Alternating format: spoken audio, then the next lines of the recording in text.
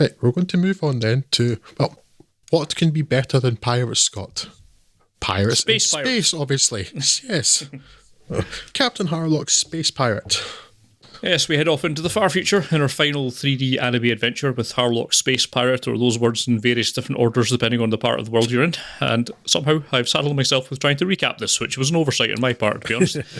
I intend to give you more of the broad strokes here because, frankly, I'm not all that sure that this film knows its own details, or perhaps it just didn't translate them properly. But yes, in the distant future, mankind has spread across the galaxy but found no aliens of note, which it claims to be a major part of the species collective on Wii, although in the same sentence, it also introduces a race of space elves that might or might not be composed of dark matter, which might or might not be actual magic. Hard science, or understandable, this film is not. With galaxy-wide resources dwindling, humanity wants to return to the idyllic Mother Earth. However, the ruling Gaia Sanction disagrees, declaring Earth a sacred planet forbidden to humanity from their Space Hammer-inspired Spire Palace. One man seeks to undo this, broadly speaking, that being Space Pirate Captain Harlock and his gang of space pirates, and their almost comically oversized, skull-laden space super dreadnought, who have been stealing future nukes to blow up time. Don't ask. Admiral Azora of the Gaia Sanction, unable to stop Harlock through conventional methods, instead hatches a plan to embed his younger brother Yama on Harlock's crew. Despite seeing through this ruse instantly, it seems to make no difference to Harlock, perhaps because he's too busy muttering about fate and destiny and all that to care, like the massive edgelord that he is. And telling you much more than this is a bit of a waste of time, because even that little recap thus far is not so much recontextualised as completely retconned approximately every 10 minutes, with increasingly zany soap opera histrionics ratcheted up, particularly between Azora and Yama, until it reaches an end point where I think someone was firing Jupiter at someone else. Look, to be honest, I'd completely given up trying to follow any of this after the first hour, so I'm not 100% sure. I think the politest thing I can say about Harlock is that it is entirely preposterous, which is why I'm a little surprised to hear myself say that I didn't entirely hate it, despite its apparent best efforts. That's the power of completely gratuitous space battles, I suppose. But that aside, and not all that far to aside at that, there's not a lot to recommend in Harlock, apart perhaps from a couple of cool character designs, namely Harlock and, well, Harlock Ship, which probably has more personality than the supposed protagonist of Yama. The rest of the film's characters and animations are incredibly inconsistent. There's some scenes and designs that clearly put a lot of time and effort put into them, like that aforementioned Spire Palace thing, and then there's scenes that look like they're using in-game footage from a PlayStation 2-era Final Fantasy game. What I'm trying to say there is, even with me cutting this more slack than I'd care to justify, this is still a baffling experience, but in a bad way that's very hard to care about. Give it a wide berth, me hearties. Drew, did you get any more joy out of this than I did? I think less. First of all, Captain Harlock, Space Pirate, isn't a pirate. No. There's nothing piratey about anything in this film, so that's good. He dresses like a pirate and his ship has a big skull and crossbones on it, so close enough. Yeah, but nothing he does is actually piratey. Yes.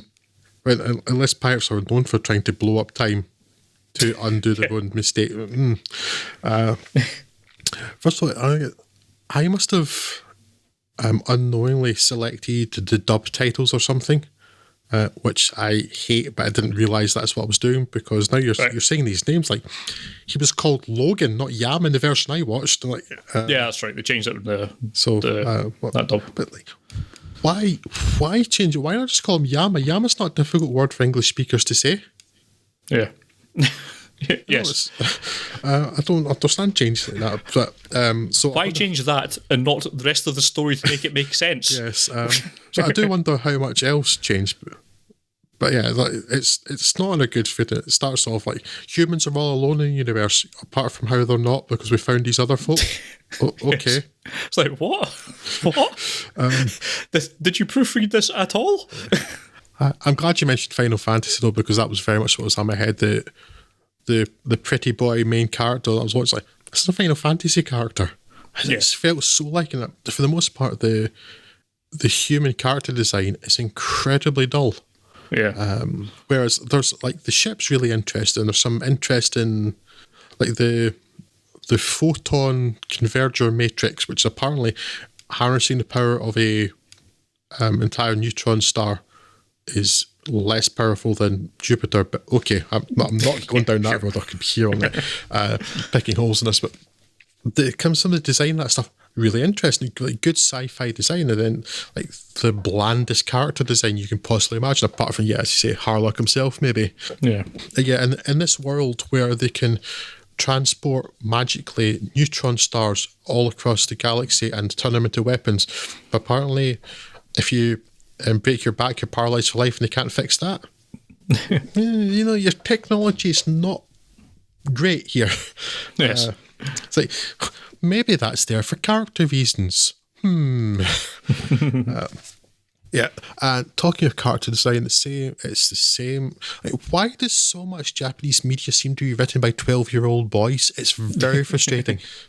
Yeah. Like, you have, there's one notable female character, if you exclude the strange white-eyed elf woman. And right near the start, you see her spinning about naked in some sort of anti-gravity shower. And why does that scene exist? So they can have a scene where she's spinning about naked in an anti-gravity shower. Yeah. It's pathetic. It really is. It's so tiresome, and it affects so much otherwise good Japanese media as well. Not that this is some of the otherwise good stuff, it's just bad. And it's very sort of 80s action film, isn't it, where they just have people in the shower for no reason, just so they can get some boobs in. It's like they never grew out of that phase in media. And the same character who's naked at one point so they can have a scene where she's naked. Also, the character's costume design is this material that's so tight and somehow so thin that you can see her thong prominently through it. And the camera angles are picked, so you're in no doubt about that. Like, this is, it's written by a 12-year-old or animated by a 12-year-old. It's pathetic. Grow up. It's so crass. I just have no time for that. Like, there's plenty of reasons to have kind of sexy scenes in the film, or sensual, or whatever. Adults do those things, and like sometimes it's important for character development or plot development or mood. There are reasons to it. It's like, no, like basically the only woman in this, look, here's her thong, you can see through her spacesuit. It's offensively childish. And maybe I'd let that go if the rest of it was good, but it's not. Nope. The whole setup for the story is that Yama, or Logan, is like this infiltrator. Kill Captain Harlock if he can. It mostly seems to be to gather information, but then you find out 2/3 the way through the film they knew everything anyway, so what was the point of any of it? Yeah. Yes, that's very much the meta review of the entire film, isn't it? What was the point of any of this? Yeah. You're right, Scott, because there's a point where there's the one other female character you see who's important to the two brothers, and she says, "I never loved you," so that he can get angry, murder her, and then go, "No, actually, I did." What? Just what? Why? No, wait. Yes. Psych. I do love you, but I want you to kill me. I believe that was the exact point at which I just threw my hands up in the air. Like, okay, if they don't understand why they're writing this film, I'm not going to work it out either. So, nope, just whatever. And then they lifted the entire end of it from Wall-E. Okay, super original. Yeah. So this is not a property I'd heard anything about before, Scott, but there seem to have been like many Captain Harlock films over the years, and mangas and anime series and things. I was thinking that while I watched it, because I knew it was based on a big old series of manga stuff, and I was wondering if this is like 2 or 3 seasons of like a manga comic that they've tried to condense into 90 minutes, because the way it just barrels through everything, like there's enough plot twists and character reveals and all that kind of stuff for a good few films in the first 10 to 15 minutes of this. You know, it's like they've just tried to take what should be like a very long series and squash it down to 90 minutes. And this is what's resulted, where just things are happening pretty much at random with no explanation or character motivation behind any of it. And it's all very confusing and not worth keeping up with. But I do wonder if maybe in its original non-compressed form, it might make a bit more sense and of characters you could actually start to care about, because you might understand why on earth they're doing like a portion of the things they're trying to do.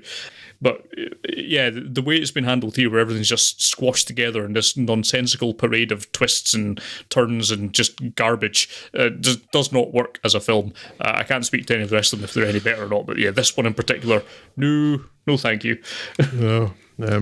Apparently it's Toy's highest ever production budget, like $30 million, and like, it shows it looks really nicely animated, but it also looks really nicely animated to look like Final Fantasy cutscenes. Yeah. One of the bad ones, like 10 or something, you know, not one of the better regarded ones. I assume they're all bad. I've only played 7 and it was appalling, and that's the one everybody seems to think's the best one, so I assume the rest are all terrible. Yeah, it's not good, unfortunately. My feelings through most of it now is kind of shrug emoji. Yes. I'd be angry about this film if I could bring myself to care about it, but no thanks. I'd be angry about this film if I could quite work out what it was I was to be angry about. I was like, beyond the crass bits, I understand entirely why I'm angry, because 12-year-olds don't get to write films.